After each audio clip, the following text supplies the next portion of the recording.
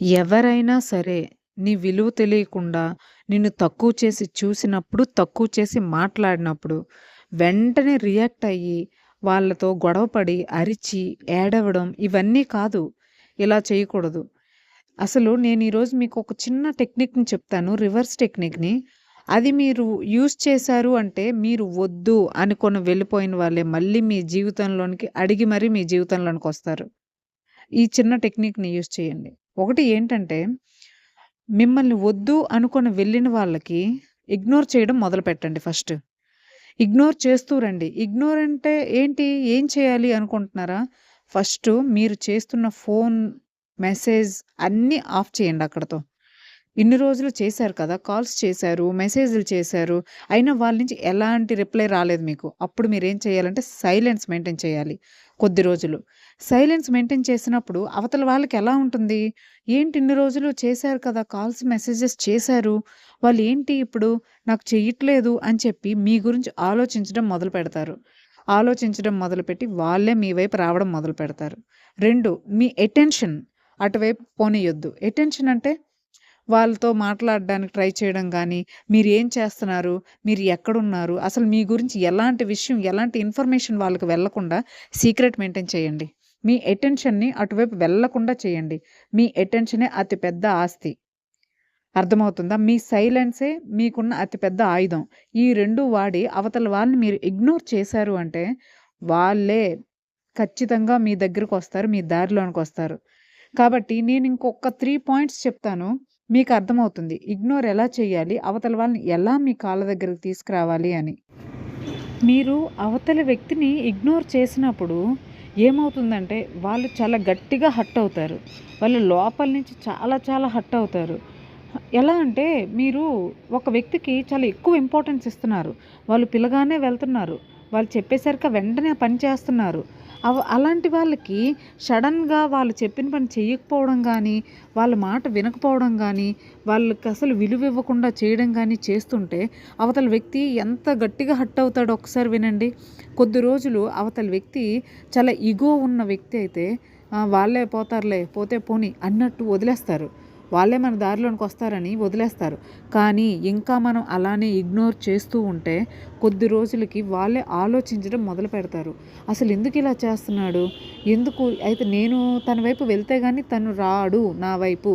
లేదా తను రాదు నా వైపు అనే విషయం వాళ్ళకి అర్థమవుతుంది కొద్ది కొద్దిగా. అప్పుడు మీ ఇగ్నోర్ పని చేయడం స్టార్ట్ అయ్యి వాళ్ళే మీ వైపుకి రావడానికి మొదలుపెడతారు. మీరు ఎంతలా ఇగ్నోర్ చేయాలంటే, అసలు పూర్తిగా అవతలి వ్యక్తి మీ జీవితంలో లేడు.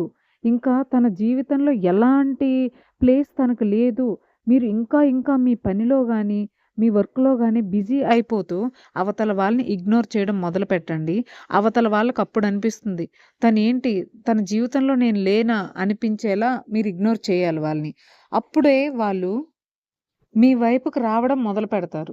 2 ఏంటంటే మీరు సైలెన్స్‌తో కూడా వాళ్ళని ఇగ్నోర్ చేయాలి.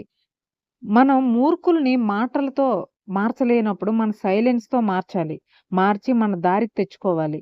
కాబట్టి మీ సైలెన్స్‌తో కూడా వాళ్ళని ఇగ్నోర్ చేయడం మొదలుపెట్టారంటే అసలేం జరుగుతుంది ఇక్కడ అని వాళ్ళకి అర్థం కాగా సైలెన్స్ వాళ్ళని చాలా బాధపెడుతుంది. ఆ విధంగా కూడా వాళ్ళు మీ వైపుకి రావడం మొదలుపెడతారు. నెమ్మది నెమ్మదిగా మీ గురించి ఆలోచిస్తూ ఏం జరుగుతుందో అర్థం కాక తను బాధపడుతూ నన్నెందుకిలా ఇగ్నోర్ చేస్తున్నాడని బాధపడి తను ఇగోని తగ్గించుకొని మీ వైపుకి రావడం మొదలుపెడతాడు. ఇంకా వదిలేయడం నేర్చుకోవాలి. చిన్న చిన్న విషయాలను కూడా అది మన హార్ట్‌కి తీసుకొని బాధపడుతూ, చిన్న చిన్న విషయాలను కూడా చాలా ఎక్కువ ఆలోచించి, మన మైండ్‌ని పాడు చేసుకునే కంటే, అవతల వాళ్ళు ఇచ్చే చిన్న చిన్న విషయాలకిచ్చే ఆ పెయిన్‌ని కూడా ఇగ్నోర్ చేయడం మనం నేర్చుకోవాలి. తర్వాత ఇంకోటేంటంటే, మనం నో చెప్పడం నేర్చుకోవాలి.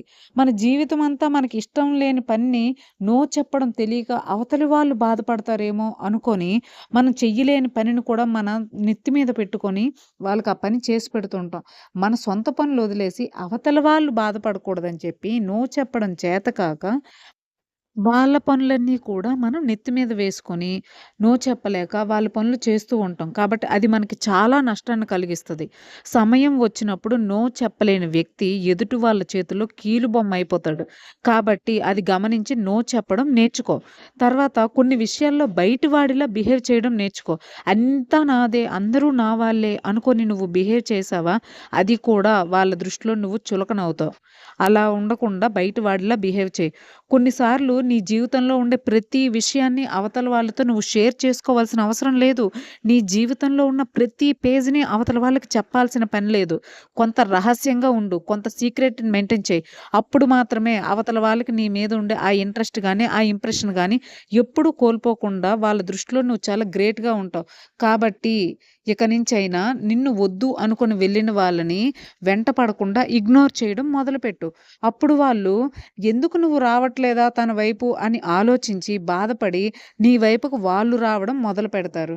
కాబట్టి ఇక నుంచి అంతా హ్యాపీగా వెళ్ళాలి. ఈ వీడియో మీకు నచ్చింది అనంటే లైక్ చేసి సబ్స్క్రైబ్ చేయండి ఫ్రెండ్స్. Thank you.